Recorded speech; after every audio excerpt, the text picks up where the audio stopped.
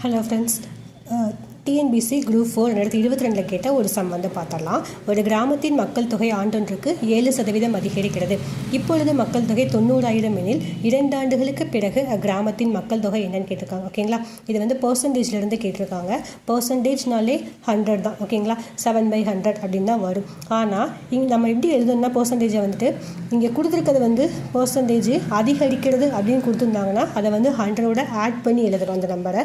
ஒருவேளை குறைகிறது அப்படின்னு கொடுத்துருந்தாங்கன்னா 100ஓட சப் பண்ணி வந்து எழுதுறோம். ஓகேங்களா, இப்போ எப்படி எழுதலான்னு பார்க்கலாம். ஃபர்ஸ்ட் வந்து கொடுத்துருக்கிறது மக்கள் தொகை வந்து 90,000 2 ஆண்டுகளுக்கு அதிகரிக்கிறது. ஓகேங்களா, அப்போ ஃபர்ஸ்ட் இயர் வந்து எவ்வளோ அதிகரிக்கிறது? 7%. அதை வந்து 100ஓட ஆட் பண்ணி 107/100.